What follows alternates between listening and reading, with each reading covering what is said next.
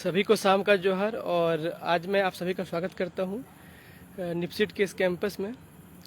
आप मेरे पीछे बैकग्राउंड में देख भी पा रहे होंगे कि ये निपसिट जो कि एक ऑटोनोमस इंस्टीट्यूशन है, बेसिकली ट्रेनिंग इंस्टीट्यूशन है, जो हमारे जो ICDS integrated child development schemes के अंदर जो फंक्शनरीज हैं, चाहे वो डिस्ट्रिक्ट लेवल के, चाहे वो ब्लॉक लेवल के, चाहे वो प्रोजेक्ट लेवल के, उनको ट्रेन करना इनका मुख्य रूप से इनका वर्क है। और मैं पर्सनली खुद यहाँ आया हूँ एक विशेष ट्रेनिंग के लिए, जिसका नाम है पोषण भी पढ़ाई भी। और साथ में जो गवर्नमेंट ऑफ इंडिया के द्वारा जो नए डॉक्यूमेंट जो बेसिकली ECD और ECCE अर्थात अर्ली चाइल्डहुड डेवलपमेंट और early childhood care and education के लेकर के जो 2 डॉक्यूमेंट उन्होंने मेनली इशू किए हैं। एक तो नवचेतना जिसका नाम है, जो कि मुख्य रूप से 0 से 3 वर्ष के बच्चों के लिए एक स्टिमुलेशन गतिविधि को लेकर के विशेष रूप से है। और नंबर 2 जिसका नाम है आधारशिला, यह मुख्य रूप से 3 से 6 वर्ष के बच्चों के लिए फिक्स किया गया है। और ये ट्रेनिंग जो है काफ़ी बेहतरीन अभी तक रहा है। आज हमारा ये तीसरा दिन था। इसके पहले जो फर्स्ट डे था हम लोगों ने ब्रीफली जाना मेनली ICDS के बारे में, ये कैसे शुरुआत हुआ। अगर आप 1975 से स्टार्ट जब करेंगे, 2 अक्टूबर 1975 से शुरुआत था ICDS का, तो उसके पहले ऑलरेडी एक बाल नीति बनी थी 1974 में, जो कि मेन एक बेसलाइन था जिसके आधार पर ICDS का एक जन्म हुआ, समझ सकते हैं। उसके बाद कई सारी नीतियां जो हैं इन्होंने प्रभावित किया है। और एक आज जो है, मैं कभी अलग से बात करूंगा उस हिस्ट्री के बारे में, परंतु और आज का जो करंट स्टेटस है वो है कि मिशन सक्षम आंगनवाड़ी और पोषण 2.0 के नाम में जो फ्रेश गाइडलाइन ऑलरेडी दिया गया है गवर्नमेंट ऑफ इंडिया के द्वारा, जिसके माध्यम से हम सारा काम को इम्प्लीमेंट कर पाते हैं ICDS को लेकर के। और रिसेंटली मई 2023 में जो एक नई योजना ऑलरेडी जो कि ट्रेनिंग कैपेसिटी बिल्डिंग को लेकर के मुख्य रूप से थी, जो कि कई वर्षों से छूट गई थी। यूँ कहें तो विगत 10 वर्षों में ट्रेनिंग कैपेसिटी बिल्डिंग का पार्ट कहीं ना कहीं एक छूट सा रह गया था। उस चीज़ को पूरा करने के लिए पोषण भी पढ़ाई भी का एक नया कॉन्सेप्ट को लॉन्च किया गया। और उसमें पोषण ही पढ़ाई भी में क्या है कि हम ICDS में जो हमारा जो फोकस मेनली था मुख्य रूप से पोषण के ऊपर में, तो उस फोकस को और एक फोकस बल दिया गया कि हमको पढ़ाई पे भी ध्यान देना है। सिर्फ पोषण करने से हमें जो हम अपेक्षित सफलता चाह रहे हैं वो शायद पूर्ण नहीं हो पाएगा, तो हमको उसके साथ साथ पढ़ाई पी पर भी विशेष ध्यान दिया जाना है। आप आज देख सकते हैं कि शहरों में किस प्रकार कई सारे स्कूल्स जो हैं, बेसिकली प्ले स्कूल्स ओपन हो चुके हैं बहुत एक संख्या में, बट उनका भी जो है एक फोकस जैसे कि मान लीजिए एजुकेशन पर है। तो उस चीज़ को कैसे हम लोग भविष्य में ऐसे इंटीग्रेट कर पाएँ ताकि हमारा आंगनवाड़ी सेंटर जो है वो ऐसा इंस्टीट्यूशन बने जहाँ पे बच्चों को, गर्भवती माताओं को, धात्री माताओं को सिर्फ पोषण ही नहीं बल्कि उन्हें एक पढ़ाई के रूप में ही मिले। और पढ़ाई मुख्य रूप से फोकस हमारा है मुख्य रूप से बच्चों के लिए है, 3 से 6 वर्ष के लिए। और जो सबसे नई बात जो जोड़ी गई जो नवचेतना में इस बार, वो ये है कि जो 0 से 3 वर्ष के जो बच्चे थे उनके लिए हम क्या स्टिमुलेशन एक्टिविटी करेंगे, क्योंकि वो बच्चे कहीं ना कहीं आंगनवाड़ी से अंदर तो जाते नहीं हैं, परंतु उनके लिए हम क्या कर सकते हैं। उनके लिए हम ये कर सकते हैं, उनके लिए हम ऐसे गतिविधि उनके लिए हम डिसाइड करके बता दें या उनको काउंसलिंग कर दें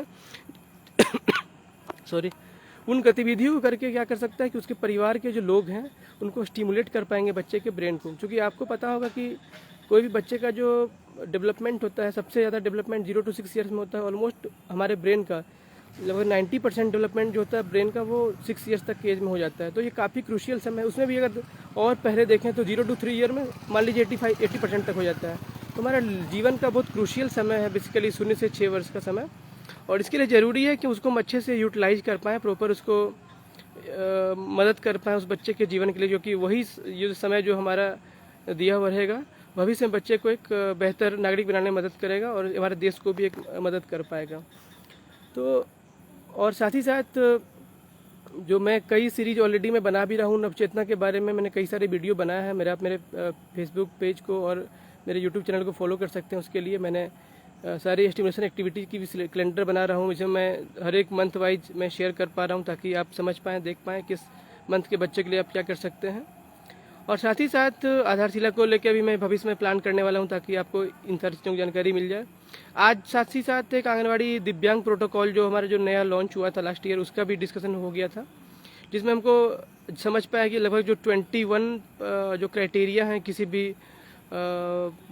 दिव्यांगता को फिक्स करने के लिए, उस 21 क्राइटेरिया में अगर आप देखेंगे तो कैसे हम समझ पाएंगे बच्चे को लेकर के कि वो बच्चा जो मेरा है वो दिव्यांग हो चुका है, कैसे हम उसको मदद कर पाएंगे उनके जीवन को ठीक करने के लिए, कैसे हम उनको अर्ली लाइफ में ट्रेस कर पाएंगे, पकड़ पाएंगे, जिससे कि उनका ज़िंदगी जो है बेटर हो पाए। क्योंकि ऑलरेडी गवर्नमेंट द्वारा इंस्टीट्यूशन दिए गए हैं, हर स्टेट में एक CRC होता है, कंपोजिट रिसोर्स सेंटर, जहाँ पे आप मदद कर सकते हैं उन बच्चे के लाइफ को लेकर के। क्योंकि उनको आप मदद कर पाएंगे कि वो अगर जल्दी से, अगर अर्ली अगर पकड़ा गया उसका अगर दिव्यांगता उसको, तो हम उसको काफ़ी मदद कर पाएंगे, उनको प्रॉपर जगह भेज पाएंगे, या जिला में दिव्यांग पुनर्वास केंद्र होता है वहाँ अगर उनको रेफ़र कर पाएँ तो उनके लाइफ को हम सेव कर सकते हैं।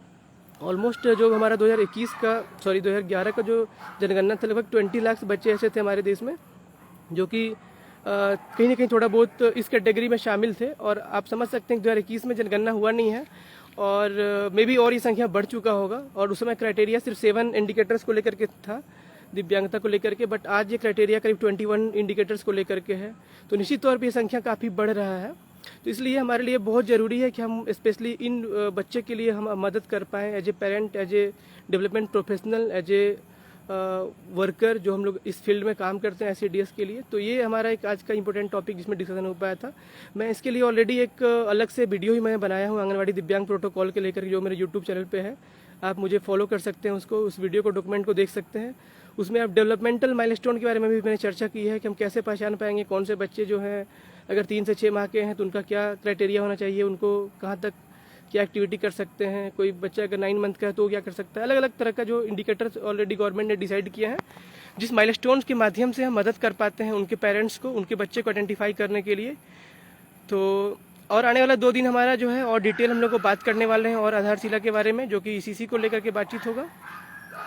मुझे लगता है कि ये जो हमारा जो नया अभी शिफ्ट हुआ है गवर्नमेंट ऑफ इंडिया के द्वारा, जो नई गाइडलाइन आई है हमारे लाइफ के लिए और हमारे पर्सनल लाइफ के लिए, जो पेरेंट्स के लाइफ के लिए बहुत इंपॉर्टेंट साबित होने वाला है। और मैं उम्मीद करता हूं कि आप मेरे से जुड़े रहेंगे, ताकि मैं और फ्यूचर में जब भी ऐसे कुछ वीडियोस लेके आऊँगा तो आप उससे लर्न कर पाएंगे और उन लोगों तक शेयर कर पाएंगे जिन्हें इनकी ज़रूरत है। अब अगर आपके आसपास कोई भी ऐसा केस दिखता है तो आप निश्चित तौर पे मुझे शेयर कर सकते हैं। मेरा नंबर है 9934583208। मैं as a state resource person के रूप में, मैं एज ए स्टेट में मैं वर्क करता हूँ। मैं कोशिश करूँगा कि आपके बच्चे का लाइफ बेटर हो, और आप सभी को इसके लिए बहुत बहुत धन्यवाद भी दूंगा। ये मेरे तरफ से आज था, ब्रीफली मैंने जो थोड़ा डिस्कस किया। और ये बहुत खूबसूरत जगह भी है जहाँ मैं लखनऊ में अभी आया हूँ। थोड़ा बहुत मैंने घूमने फिरने का भी प्रयास किया है, तो मुझे लगता है मैं कल परसों और एक बार शेयर करूँगा यहाँ के गाइडलाइंस को लेकर के। और फॉर द लॉन्ग टाइम के लिए मेरे साथ बने रहिए मेरे यूट्यूब चैनल को लेकर के, जिसका नाम है माधवेश कुमार। आप फॉलो कर सकते हैं। Thank you very much. जोहार सभी को, gratitude. Thank you very much.